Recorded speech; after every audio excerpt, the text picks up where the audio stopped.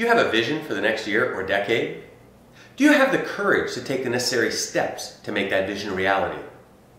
Or is fear holding you back from living the life of your dreams?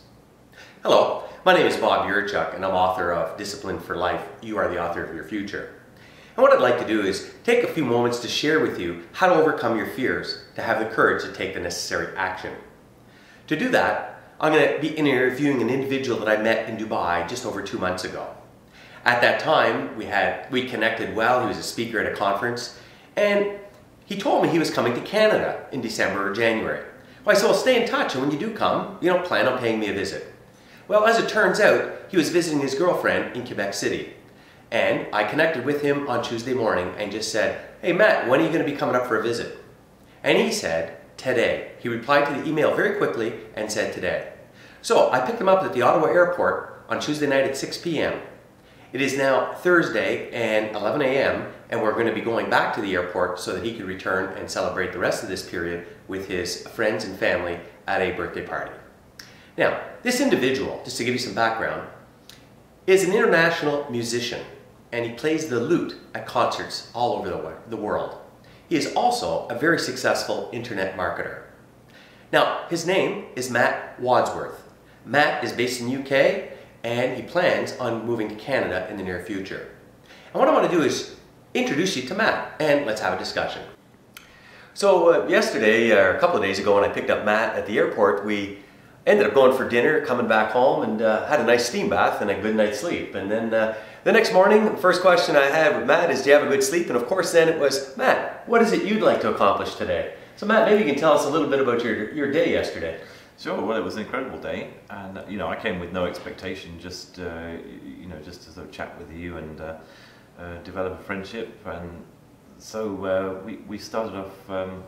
You gave me various options. I mean, this is an incredible region in Gatineau, really wonderful countryside around here, and lots of nature, and that big open Canadian space. So we started off doing some snowshoeing.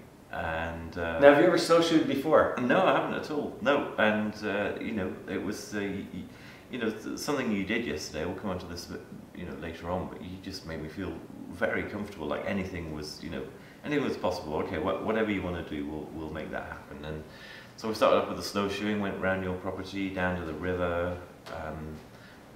And it was just great to walk in the snow and not actually sink up to your knees. Yeah, exactly. Yep. So I'll be doing that again. I'll get some snowshoes and get that good exercise. You got it. And then after our snowshoe, we went to a walk over to one of my neighbors where my son was building a barn-shaped garage, and you got to meet Mike and see the kind of work he does and all.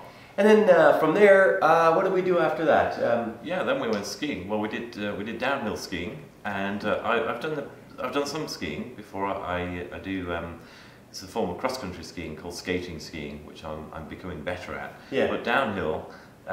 You've never done that before? No, and but I'm always willing to give things a go. I mean, that's I've lived my whole life like that.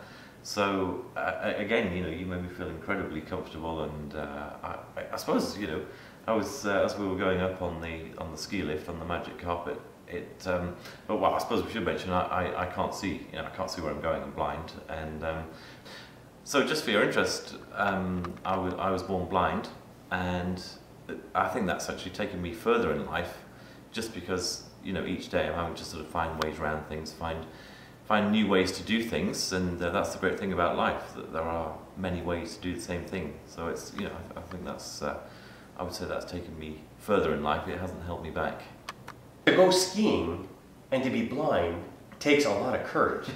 Yeah, maybe it does. I know lots of people do it, but that was the first time going downhill, and it was.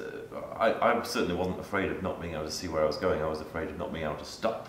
Yeah. Or losing control of the skis and kind of breaking my leg or something. But anyway, I mean, that's it. You just have to try these things. So we were going up on the ski lift, and I suppose I was a bit nervous just because it felt to me like the hill was actually very high, and in fact it wasn't.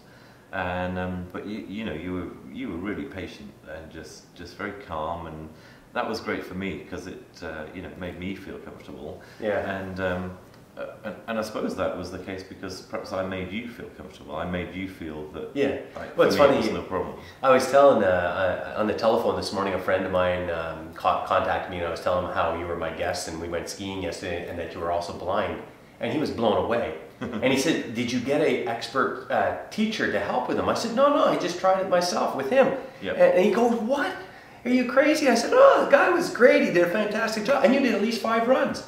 And the last run, you did 5 or 6 turns from the top to the bottom without falling or anything. It was fantastic." And the great thing was, we found our own way with it. It's like, you ended up sort of skiing beside me, and then you could just kind of push me in the right direction. Yeah. And, you know, I think the lesson from that is that we didn't wait for someone to give us a solution. It's like, well, let's just get up there and do it. Do it, exactly. Skis. And but you wanted to learn, and you took that first step. Absolutely. And went out there and did it. That's great. And it is a big lesson that you know, I've done this my whole life. I've had to always find solutions and ways around things. And, you know, really, I would say just don't ever wait for someone to give you a solution. Go and find it.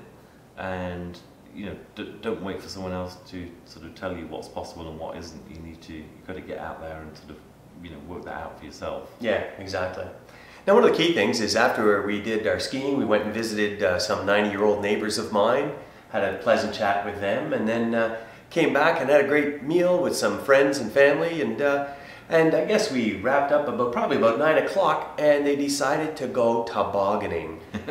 And we have a great toboggan run from the top of the hill way down. It's about a half a kilometer long, and it's a driveway in the summer, but it is trees on both sides. And, you know, we do have a bank and it's fairly safe, but I think you went tobogganing with the girls last night. How many runs did you take? Well, we did together. I was with your wife, I think that was twice, and then started off halfway down and then went from the top. And by yourself, you know, and I think I might, and you enjoyed that run on your own, because I mean, I could hear you just laughing all the way down. It was a lot of fun. Yeah, no, it was fantastic. But it's also a sort of testimony to you and your wife for being so open-minded, because people will often project their fears. Great, I thank you, Matt. Now, for the viewers, if you were to give them some ideas, I mean, we're talking about fear, courage to take action, and of course a vision. Anything you'd like to share with them from a point of view, maybe a vision? I mean, one of the things I find a lot of times is, you know, God has given many people, most of the people on this earth, sight. And, you know, they could see.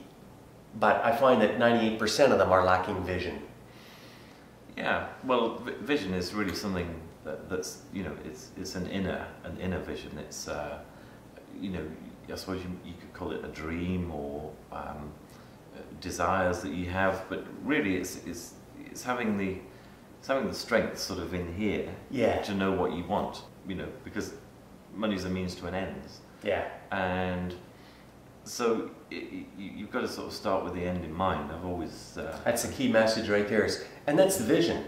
Where do you see yourself in 10 years? Where do you see yourself at the end of this decade or at the end of this year? Yeah, and then work back. That's it. What do you have to do then in 5 years to get to that point, and in 1 year, and in 1 month? And I mean, I think, you know, the biggest sort of message, that's something I would like to get across on this short video, is just take responsibility for yourself. That was, I think for me, that was a big turning point. It's just when I decided that, right, I will take responsibility for becoming financially independent. I won't wait for someone to do it for me. Exactly. I won't buy a course and think, oh, well, you know, that's it, that's going to save me. But I think, you know, that's really something I want to get across. Just, you know, really put that responsibility on yourself if it's what you want. It's take control of your life. Yeah, really, that's, I mean, it sounds simple to make that step. When you make that mental switch, then great things start to happen. That's right. Well, Matt, it's been absolutely fantastic, not only meeting you and connecting with you in Dubai, but to have you come and visit us and spend a couple of nights with us in our home. Oh, it's been a great pleasure. You've been a delight. We've learned a ton from you. And not only are you an extremely kind individual, you've got more courage than a lot of people I know that have sight.